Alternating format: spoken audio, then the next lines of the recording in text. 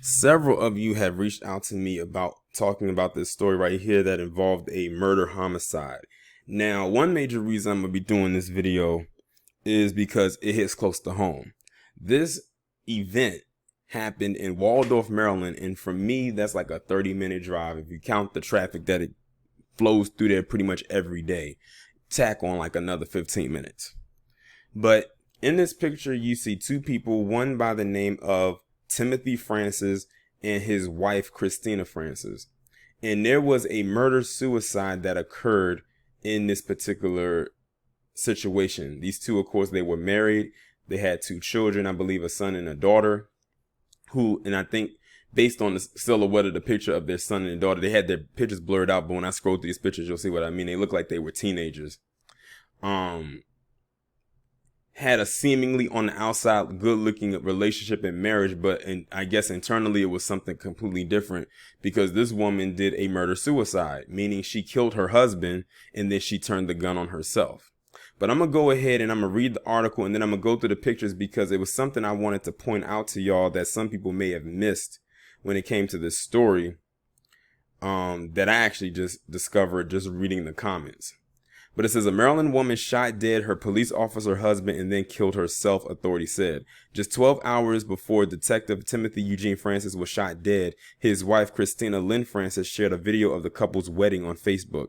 The post lamented over the couple getting lost in petty shit, and the marriage wasn't put together for a great reason. We had 6 years of experience and memories that should have taken precedence over everything we did, she wrote.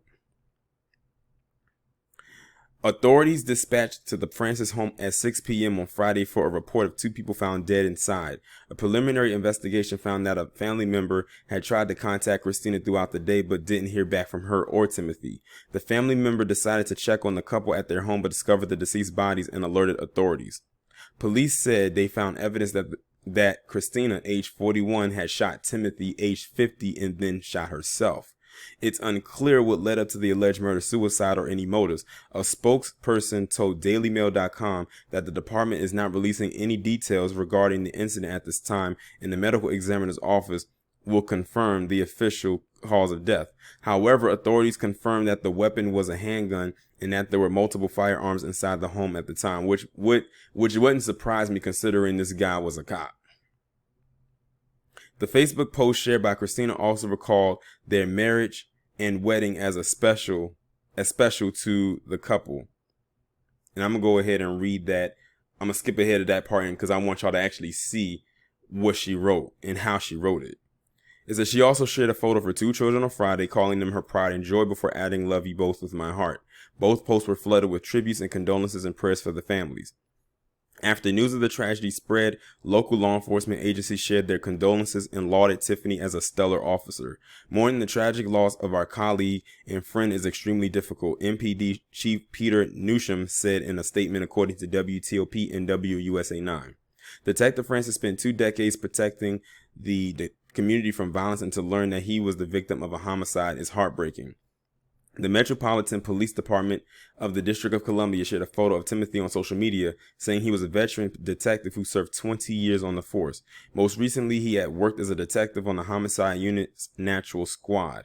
MPD Detective Timothy Francis was tragically shot and killed in a domestic-related homicide yesterday. The suspect was also found deceased, and Charles County's Sheriff's Office is currently investigating this case, the department wrote. Detective Francis had 20 years of service. Our thoughts and prayers go out to his family and loved ones. The Washington, D.C. Police Union added that Timothy's career in law enforcement followed his father's footsteps. Tim was one of the best detectives in CID. His father was also a detective that worked nearly 45 years for the MPD, the D.C. Police Union wrote. Tim was a stand-up guy that always held his ground. We are still reeling from this news. The MPD has lost a true detective today, and he will not be replaced. Now, what I wanted to show you was this post right here.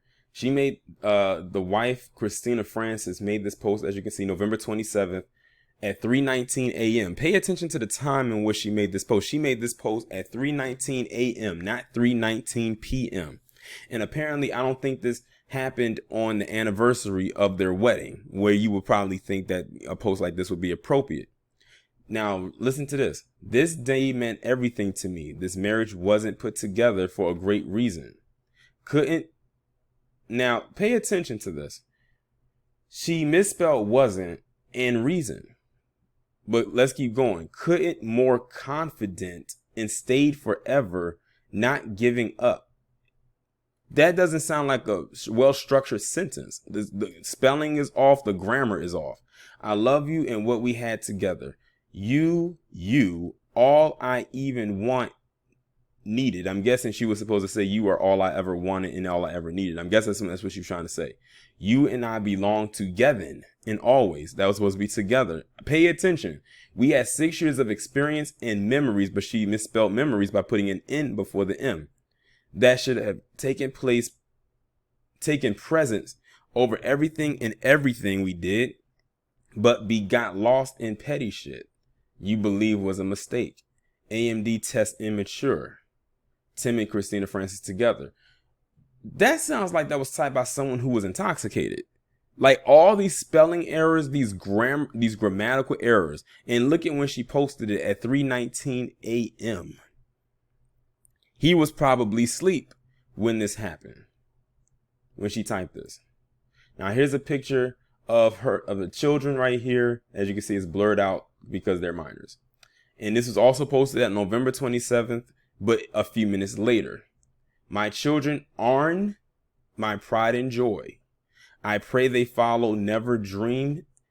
I can't even read that. I can't read this.